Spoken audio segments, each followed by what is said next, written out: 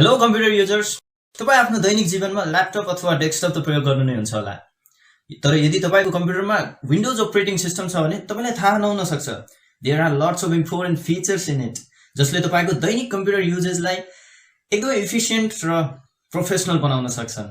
हो, यी फीचर्सहरु एकदमै साधारण छन् तर निकै नै उपयोगी छन्। सो आज इन्जिनियरिङ वर्ल्डमा हामीले ल्याएर आएका छौं top 7 cool features of the Windows operating system जुन तपाई पक्कै पनि मिस गर्न चाहनुहुन्न होला। Let's start now.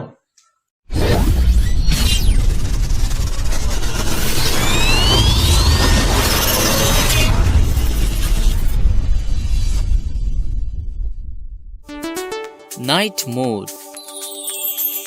तपाईलाई थाहा छ हाम्रो ल्यापटप अनि स्मार्टफोनहरुको स्क्रिनबाट ब्लू रेहरु निस्किन्छन् जसको असर सिधै हाम्रो आँखामा अनि मेन्टल हेल्थमा पर्ने रिसर्चरहरुको भनाइ छ। यही कुरालाई मध्यनजर गर्दै आजभोलि थुप्रै स्मार्टफोनहरुले नाइट लाइट और आई कम्फर्ट अनि डार्क मोड जस्ता फिचरहरु ल्याउने गरेका छन् जसले केही हदसम्म हाम्रो आँखालाई सुरक्षित राख्न सक्छ। यसैगरी विन्डोज 10 मा पनि सजिलै तपाईले नाइट लाइट मोड एक्टिभेट गर्न सक्नुहुन्छ। सर्च बारमा गएर यसरी नाइट लाइट भनेर टाइप गर्दा नाइट लाइट भन्ने अप्सन आउँछ। त्यसमा क्लिक गर्नुहोस् अनि यसलाई टर्न अन गर्नुहोस्। यसको स्ट्रेन्थ घटाउन तथा बढाउन सक्नुहुन्छ।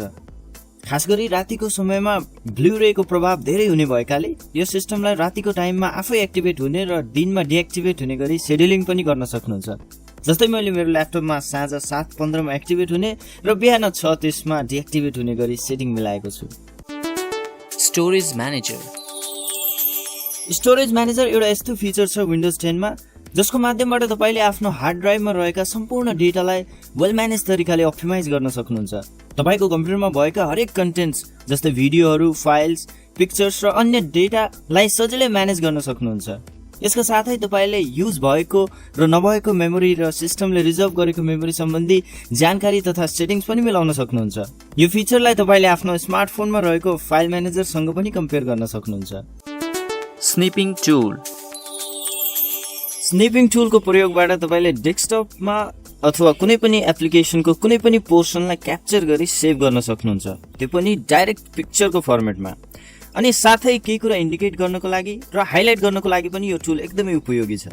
यो ट्युटोरियल बनाइरहँदा मैले पनि थुप्रै पटक स्निपिङ टुलको युज गरिसकेको छु। यो टुल विन्डोजका पुराना भर्जनहरुमा पनि उपलब्ध छ। ट्याब्लेट मोड। यदि तपाईको ल्यापटप टच स्क्रिन युक्त छ भने ट्याब्लेट मोड भन्ने अप्सनले तपाईलाई निकै नै उत्साहित बनाउनेछ। नोटिफिकेसन आइकनमा गएर ट्याब्लेट मोडमा क्लिक गर्नुस् त अब तपाईको ल्यापटप बनेको छ एउटा ट्याब्लेट। यसलाई ट्याब्लेट जस्तै चलाउन सक्नुहुन्छ। Shake feature.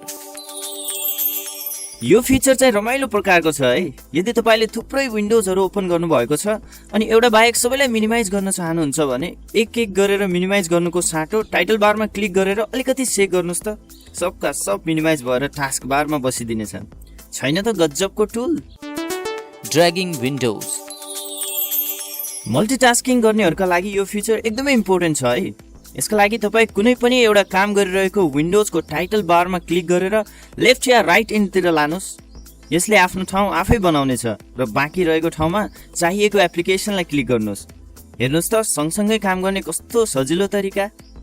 यसको सर्टकट की पनि छ है, विन्डोज प्लस एरो की। यानी कि कुनै पनि विन्डोजलाई पहिला सेलेक्ट गर्नुस् अनि जता लग्न चाहनुहुन्छ उतैको एरो की प्रेस गर्नुस्। ट्राई गर्नुस् त भर्खरै। गेम मोड। के तपाईले ल्यापटपमा गेम खेल्दा ह्याङ हुने, स्लो चल्ने हुन्छ? यदि हो भने विन्डोज 10 मा रहेको गेमिङ मोड अन गर्नुस्। तपाईको कम्प्युटरले अझै ठुलठुला गेमहरु चलाउन सक्नेछ, चाहे गेम खेल्नको लागि होस् या त्यसलाई रेकर्ड गर्नका लागि। तपाईले सँगसँगै दुईटै काम गर्न सक्नुहुनेछ। सो आजलाई यति नै। कस्तो लाग्यो तपाईलाई? Please do comments below and share this video with your friends. See you on the next video. Till then, stay hungry, stay foolish.